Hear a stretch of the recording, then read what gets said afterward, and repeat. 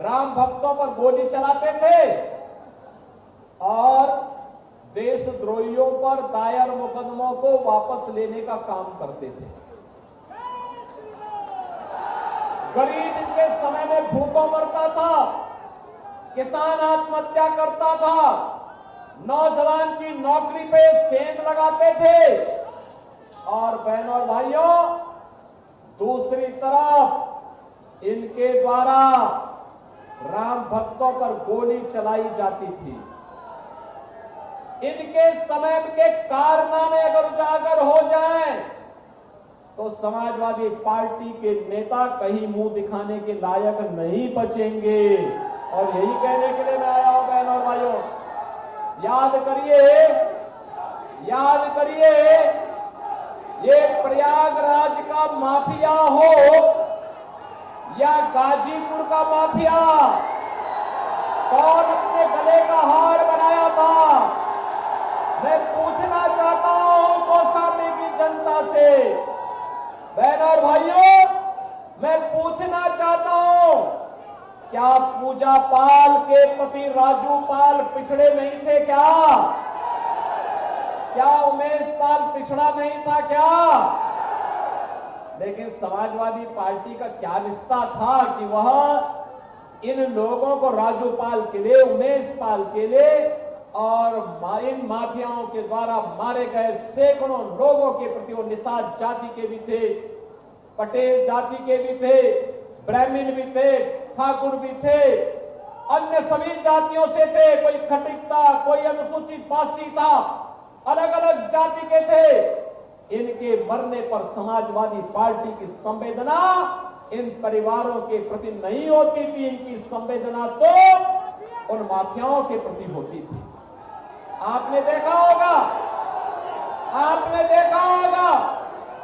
एक बुजुर्ग महिला, 80 वर्ष की महिला, मुख्यमंत्री बनने के कुछ ही दिनों के बाद वह मेरे पास आई थी। उसने कहा, साहब, ये प्रयागराज के इस माफिया ने मेरी पति की हत्या करके मेरी पूरी प्रॉपर्टी 10 बीघा जमीन पर कब्जा करके मौर्य जाति की थी वो महिला।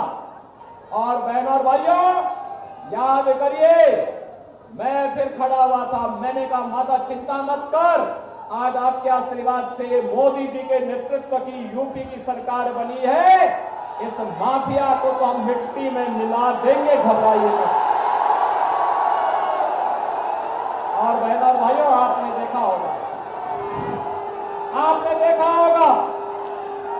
कैसे माफिया मिट्टी में मिल गए, नामो निशान मिल गया। और उस बूढ़ी माता को उसका अधिकार हम लोगों ने दिया, उसका 10 बीघा खेत वापस उसको कराया गया और साथ साथ 10 वर्ष में जितना माफिया और उनके गुर्गों ने कमाया होगा वह भी वसूली हमने किया और साथ साथ उस माफिया के ऊपर बुलडोजर चलाने का भी काम किया गया। आज आपने देखा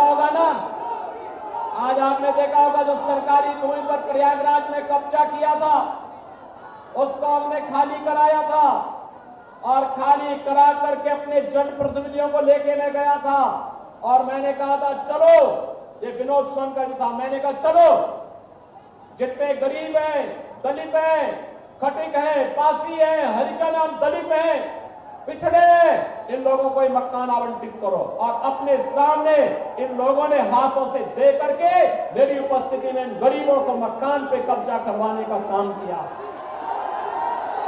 मैं केवल आपसे पूछना चाहता हूं, अगर एक गरीब का बेटा देश की संसद में पहुंच जाता है तो इन माफियाओं को बुरा लगता है।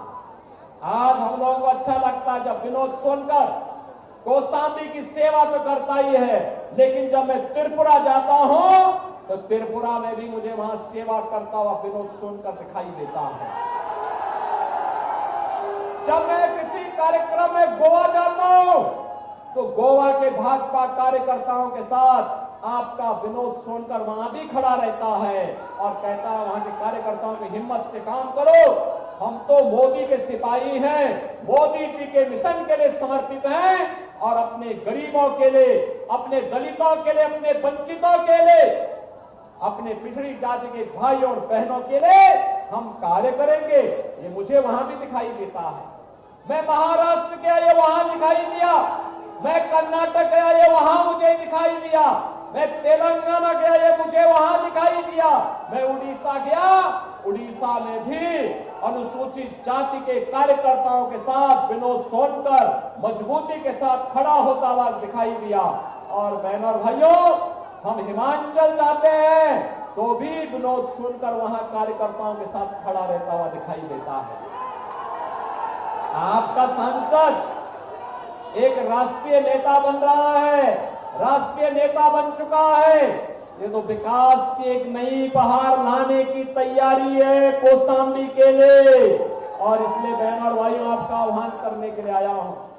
गुमराह करने के लिए तमाम लोग आएंगे, तमाम प्रकार की बात बोलेंगे, तमाम प्रकार से झूठ बोलेंगे, तमाम प्रकार के वीडियो बना करके, ऑडियो बना करके गुमराह करने का प्रयास करेंगे।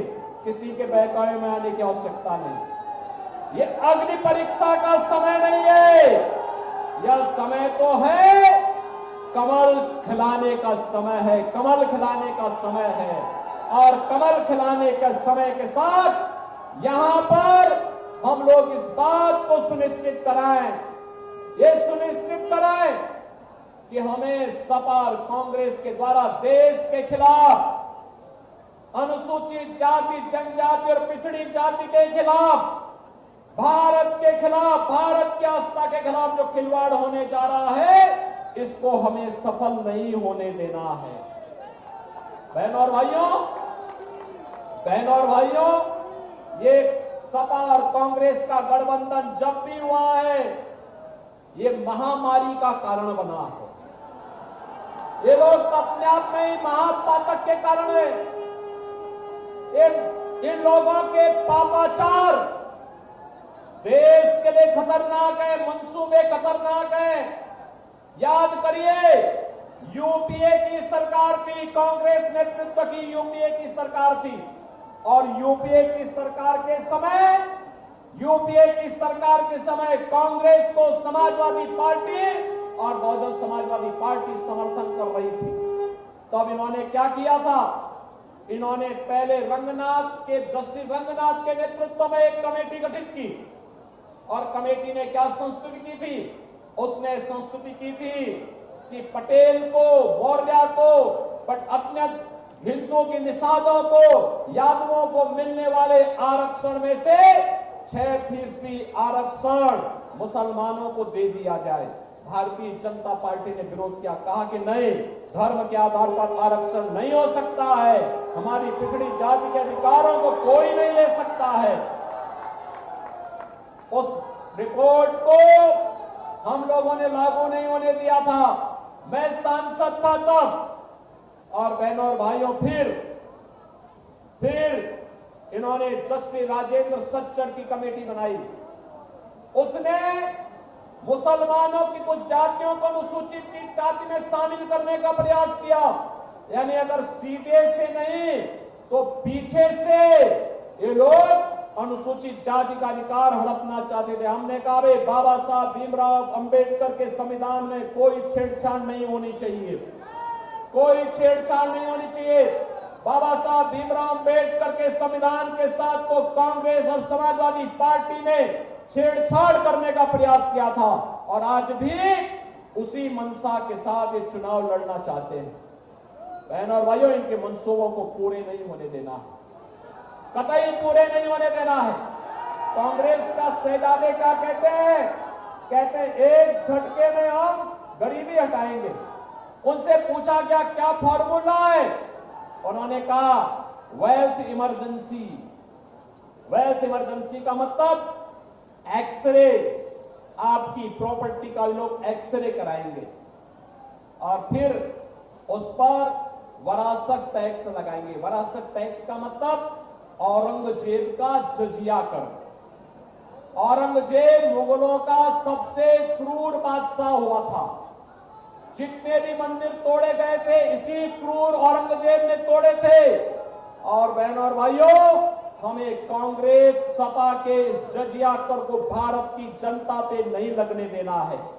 ये जजिया कर का मतलब आपकी बाप दादों की कमाई, आपके बाप दादों की कमाई, और इस बाप दादों की कमाई का ये लोग आधा हड़पने का काम करेंगे। क्या अपनी संपत्ति जबरदस्ती कांग्रेस और सपा के गुंडों का आप कब्जा करने देंगे? क्या कब्जा करने देंगे? क्या पता ही नहीं। भारतीय जनता पार्टी आपके साथ खड़ी है और इनको ये अवसर ही नहीं देना है कि ये भी कुछ कर सके। और इसीलिए मैं आपके पास आया हूं आपसे कहने के लिए कि बहनों और भाइयों, ये चुनाव देश को बनाने का चुनाव है और आपके लिए तो सौभाग्य का क्षण है। आपके लिए तो सौभाग्य का क्षण है और वह सौभाग्य का क्षण ये अपनी वर्तमान और भावी पीढ़ी को आप कह सकते हैं। क्या कह सकते हैं? देखो भाई, हम लोगों ने राम मंदिर का निर्माण किया, ये सच है, ये सच है। मोदी जी का नेतृत्व है, उनका मार्गदर्शन है, उनका विजन है, लेकिन मोदी जी की ताकत आप है, मेरी ताकत आप है। आप जब विधायक चुनते हैं, सांसद चुनते हैं, यही हमारी ताकत बनती है। और आप भी कह सकते हैं इस लोक में ये पुण्य आपके साथ जुड़ा है कि आप भी कह पाएंगे कि जब हमने वोट दिया था तब मोदी जी और योगी जी ने अयोध्या में 500 वर्षों के कलंक को समाप्त करके भगवान राम का भव्य मंदिर का निर्माण किया। और बहनों भाइयों, इस लोक के बाद परलोक जाएंगे तो वहां पर भी अपने पूर्वजों को बता पाएंगे कि देखो आपका संकल्प हमने पूरा किया। अयोध्या में रामलला को विराजमान करके आ गए। प्रभु राम का कृपा भी और पूर्वजों का आशीर्वाद भी एक साथ मिलेगा। और इसलिए बहनों भाइयों, ये कांग्रेस और सपा का गठबंधन तो ये नरकगामी है, नरकगामी।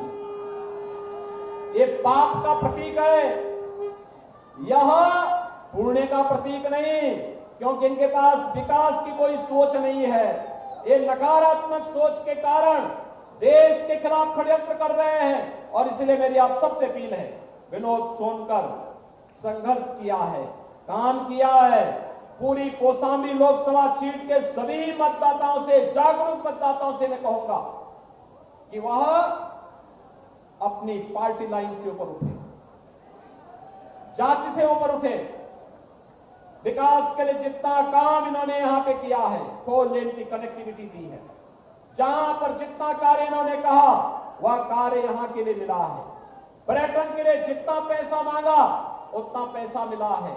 जिस भी योजना के लिए इन्होंने डिमांड की, सरकार ने इनको सहयोग किया। और सहयोगी नहीं किया बल्कि डिप्टी सीएम केशव मौर्य भी पूरी तरीके से साथ खड़े होकर के विकास के इस अभियान में इनके साथ जुड़े। यहां पर इन लोगों ने मिलकर के, चाहे वह शीतला प्रसाद पटेल हो, चाहे वह लाल बहादुर हो और चाहे संजय गुप्ता हो, इन लोगों ने मिलकर के विनोद सोनकर के साथ मिलकर के मजबूती के साथ इस कार्यक्रम को आगे बढ़ाया है। और इसलिए मेरी आपसे अपील है, बहनों और भाइयों, हमें फिर से माफिया को पनपने नहीं देना है। माफिया केवल वही नहीं है, माफिया केवल वही नहीं है जो मिट्टी में मिल गए हैं। अभी भी छात्र देश में बहुत सारे लोग हैं। अब तो सेकंड फेज में उन्हीं से निपटने की हम तैयारी करवा रहे हैं। और इसीलिए मैं आप सबका आह्वान करूंगा, आप सबका मैं आह्वान करूंगा, विनोद सोनकर जीत करके जाएगा, जाएगा। पीछे तक मुझे आश्वस्त करो, पीछे तक सड़क में। अरे मैं अभिनंदन करूंगा कि इतनी भीषण गर्मी में भी आप धूप में खड़े, मैं तो आपका अभिनंदन करता हूं। इतनी भीषण गर्मी में बहनों और भाइयों, आप सब चुनाव जिता करके भेजेंगे, सभी लोग जिता करके भेजेंगे। लेकिन इसके लिए एक काम करना होगा आपको, एक काम करना होगा। लोकसभा चुनाव में हर प्रत्याशी का घर घर जाना कठिन होता है, और फिर विनोद सोनकर जैसा राष्ट्रीय स्तर का हमारा पदाधिकारी, हमें उनको कई जगह भेजना होता है। बहनों और भाइयों, आप मोदी जी और योगी जी का प्रतिनिधि बन करके और स्वयं विनोद सोनकर बन करके लोकसभा चुनाव के लिए घर घर जाएंगे। अरे देश की खातिर जाना होगा, कौशाम्बी के विकास की खातिर जाना होगा। जाएंगे ना? सभी लोग जाएंगे। और विकास और सुरक्षा के मामले में ये सारा कुछ मेरे ऊपर डाल दीजिए। बाकी